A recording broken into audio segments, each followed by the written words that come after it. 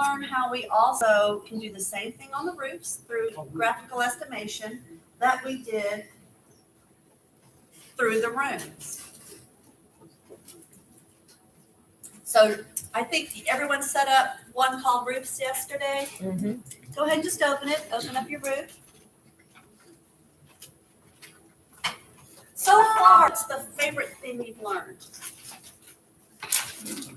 Now I have a fascination with roofs because I had to go to the books yesterday and all I did was try not to pull out my phone and take pictures of roofs to that. It's amazing how that happens, isn't it? Because you start to see that things are a challenge.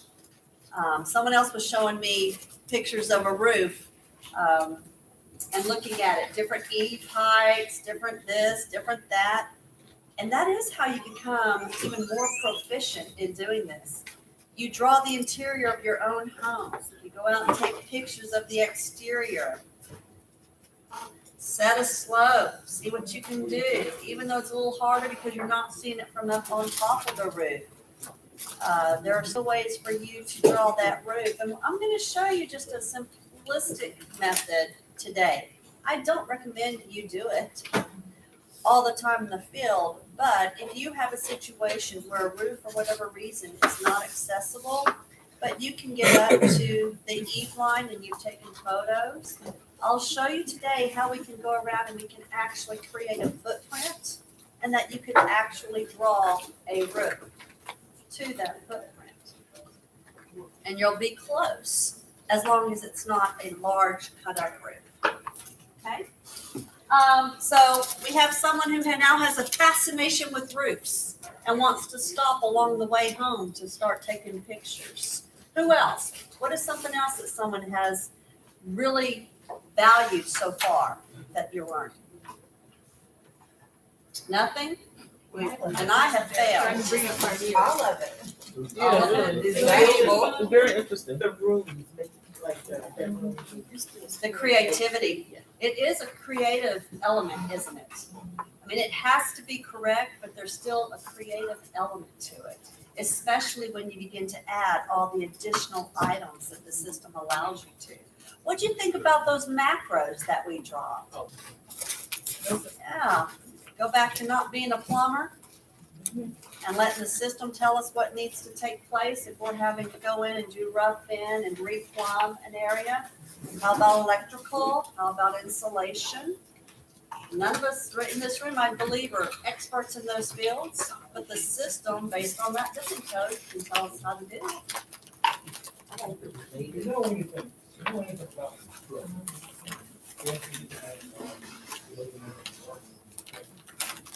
I didn't realize the detail had to go into the rating to start.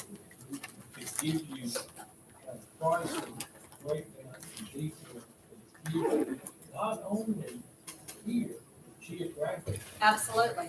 for the different zip codes in which you may experience the village.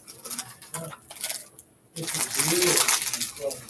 It absolutely is. Exactware has a team that does nothing but handle the pricing. And they will actually go to the extent of, they don't have a select team of contractors that they call. It's random. They'll randomly choose contractors and suppliers to get feedback on pricing. And they do it across the board. So you think about the extensiveness of all those price lists. It's incredible the extent that they've gone to give us the information we need. Now, is it always totally accurate? It may lag a month behind.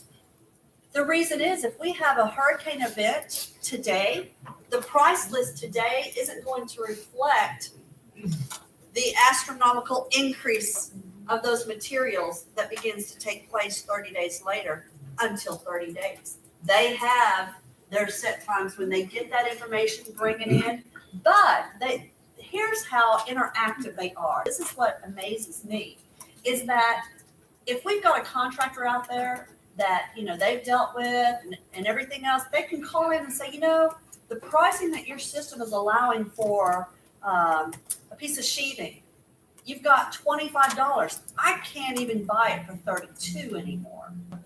That's the type of feedback they take, and that's immediate feedback that they get. So at that point, they're not waiting, to just do their monthly repetitive, update. They're actively getting that information. And then they confirm it, and then they will apply it. So it's very, very impressive. What else? We've got the creativity, we've got a roof fetish, we've got the impressiveness of the pricing, Ease of use. the ease of use. Is this not user-friendly? It really is user-friendly. It's overwhelming when you first look at it, isn't it? And then once you begin to learn those basics and those fundamentals, does it not ease you into that process? It's not so scary anymore, is it? That was, yeah, I was just thinking that it's not as scary as it was. Absolutely, absolutely. And the more you practice, the more comfortable you're going to become with it. It's impressive how much how much thought they put into it and how much it can do. And I know we still haven't touched the surface of everything it can do, which is kind of scary.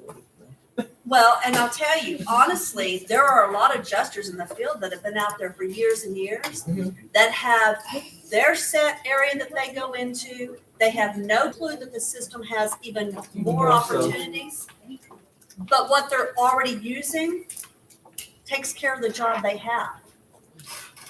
So yes, the system actually has a lot of capabilities. There's a capability in there where you could do an item scenario, and you could go in and put an upgraded line item versus, a standard, and create it as an item scenario. And it doesn't actually add the price, but it gives the client an idea of what the delta difference is going to be between those two prices. Now, we don't use that normally in the field, but there might be an instance where someone has a special assignment and they may need to use something like that. And the system's already designed to give you that opportunity. So, they're just I'm telling you, every time I open it, if I were to go in and start looking at all of the different levels of the drop downs, I can assure you, there are so many that I've never even ventured out on yet. That's how many they actually provide for you. And it's based on feedback. They constantly take feedback. When you're in the field, you're actively using their software, you can send feedback. You can let them know what you'd like to see or what doesn't work the way that you think it should work. They take that feedback and they actually use it. Do they have a way in which they notify you? They are always sending out emails. They have a blast that they send out for anyone who is registered that will let you know when the new price lists are out, new changes that are coming out. And if you actually take the time to open those and read them, you'll actually see what the new update is going to have in it. You'll have that ability. And a lot of times you'll read it and say, oh man, that was a problem I was having. They've now fixed it. So it's really interesting to see. They try to keep you involved so that you will be a participant in what's going on. So let's talk about our board over here. So yesterday we wrote up some things and we said, what was the purpose? What did we want to take away? Certification, fundamentals, understanding estimates, clarity, reconciliation, hands-on, expectations and knowledge, the grouping tree, proficiency, time management, the clicks.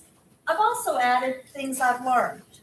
So I want to encourage you throughout the day today. I would really, if there's something that has just clicked with you, that has just resonated with you, I want you to add it to the board. I want you to let me know what you're taking away from the class. And then we're going to go through and click on items or check them off of the items that we feel that we've actually accomplished and the things that we yet have accomplished. So let's actually start with that. Certification. We've talked about certification. What level have you already answered questions to? Level 1. You're actually doing level 2 work, folks. You've been doing it for over a day now. Over a day. Remember I told you I wasn't going to tell you when we started? I was just going to make you do it. So have I answered the questions about certification? Yeah. Do you feel like you've learned the fundamentals? Yes. Understanding the estimate, I think we'll go a little bit more into. We've started on that, but I want you to truly understand how the information all comes together. So we're gonna say we haven't completed that step yet, all right? How about clarity? Are you receiving the clarity that you feel you need? Do you feel there's more clarity to come? Yes. Hey, Laura, Reconciliation, yes. on that fact on clarity, it's also one thing that I've noticed and people haven't really said or anything about is the fact that you can fix something once you have a mistake so quickly. Absolutely. And it looks really like it's you're not gonna be able to, but it's just such a quick fix on things. There is, and that's the nice thing to remember. There's always a way to fix an error that you have. It may mean deleting a particular room and having to start over with that room. And that's okay, because you're gonna learn from it. It may mean moving a room out of the way. Remember how we moved one out of the way? We fixed a measurement and we brought it back and we were lucky that it actually came back and attached to the walls. That's great, but you know what? Had I had to rebuild those 2 rooms, that's okay too. I didn't have to delete the whole estimate or the whole sketch, did I? I fixed one issue and I have to move forward from there. So yes, thank you for that. Reconciliation, we haven't talked to and we may not actually get to. That's more of an adjusting function or a review function. But I think what you can take away is part of what we're doing. And then learning that estimate and looking at the line items, that's where your reconciliation comes into play. Because if you have a contractor's estimate, you're going to have that contractor's estimate, you're going to have yours or the adjuster's estimate. Side by side is how you reconcile. First thing you're going to do is look at room measurements. Are they measured the same? Is there a reinspection required? Do the pictures validate everything that's in your adjuster's estimate, or do they validate everything that's in the contractor's estimate? That's how you reconcile through Xactimate. Hands-on. You feel like you're learning the hands-on? Yes. Expectations and knowledge, I think we're still working on the knowledge because I've got a lot more to give to you, so I'm gonna skip that one for right now. Grouping tree, we haven't gotten to. I told you that we're going to go ahead and start on that. And once we start doing the grouping tree, we're also going to, probably, I'll go ahead and expose you to dimensioning through a grouping tree versus building something in Sketch. However, the preferred method is Sketch, and you need to know that, okay? Proficiency, you're getting there. You're working towards it. Time management, are you learning your time management? Yeah. What is the secret? That's good. Okay, clicks, what else? Shortcut. Knowing codes, absolutely. Knowing shortcuts, absolutely. What else? Viewing your estimate before you submit it. That does save you a lot of time from that file coming back. One of the biggest problems that happens is adjusters go out in the field, and I don't care how many times you tell them, do not scope more than you can write in one day. Well, Sheila said she's doing 5, so I think I'm gonna go out and start doing 5. Okay, you do that. And then how many are you writing at the end of the evening when you come home and you're too tired to even open up your laptop? And then you spend the weekend trying to catch up. So now you've done 10 or 15 files, maybe 20. You send them all, and they all have issues. And you get them back, and your revisions are due within 24 to 48 hours, and you've scheduled 5 inspections every day. That becomes an issue, doesn't it? And that affects your time management. What about the ability to write your estimate and not trusting just one way or another, but using both? Is that not time management? Did we do that yesterday? Give me an example. What saved us time when we were writing the estimate? We checked our schedule, checked the price at the same time. Come back and forth. We did. What else? Macros. I'm sorry? The macros. Macros, as long as you're checking them. What else? The related items, make sure you got all. Trying to find related or similar type items. What else? Control and using multiple rooms for the same Instead of just trying to grab one and stretch it out, okay? What about the ability to choose those multiple rooms that we did? Yeah, that was awesome. Did that not save time? Like kind changes to the rooms? That is cool, isn't it? So I think we're really hitting on time management. I think we're doing really well on our time management. So we've got some things to still go over, and again, reconcile, it's really a process. It's not anything that can be taught to do it a certain way. It's gonna be your preference. I say 3 screens, estimate 1, estimate 2, and photos. That's how I do it. I have to validate all those damages. And if I can't, it goes back out for a reinspect. That's part of that reconciliation basis, right? Any questions on this? Okay. Will you promise me that through the day you'll come up and add things that you've learned that you feel are important? I appreciate it. Okay, so did everyone open up their roofs file? Yes. Great. Who can tell me how to go in and find an item for a roof? Oh, well, before you ask that, my name is. I'm sorry. I can answer that probably too, but my screen, my roof is pink. What's underneath it? How many levels do you have? I have 3. Okay, so it's a matter of it probably reading something from underneath. I remember I was moving people's roofs yesterday, or rooms yesterday, into a different area of the sketch pad.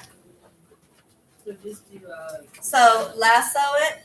Well, it's all connected. You could actually just pick it up from the main and start moving it over to the left, to the right, up or down, and see if you can't get whatever's coming through the bottom to disappear. That's what the pink is indicating.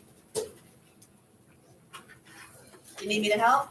I will love that. Okay, no worries. Did you get yours?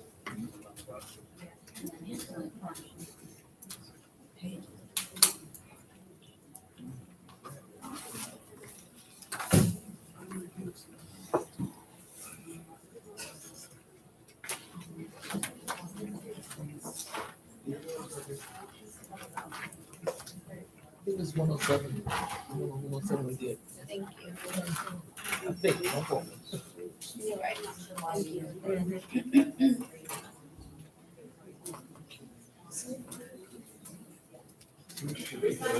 What did you say the pink one was?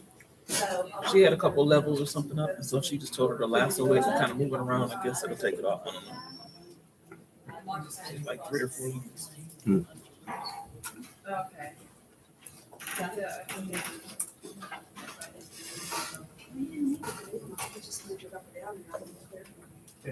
Mine's the exact same situation.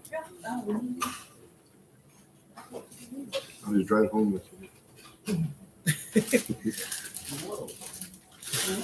It changes every day, but I got home. I had to make one stop. I got home at 6:30. But it was, I had to get off the highway and take a little shortcut because everybody was sitting there. I was like, okay, was it no accident, no nothing? It was just slow. And people just, like they were just, oh, it's Sunday. We're just going to take a drive around the block. I mean, that's how they were driving. I'm like, I'm trying to get home.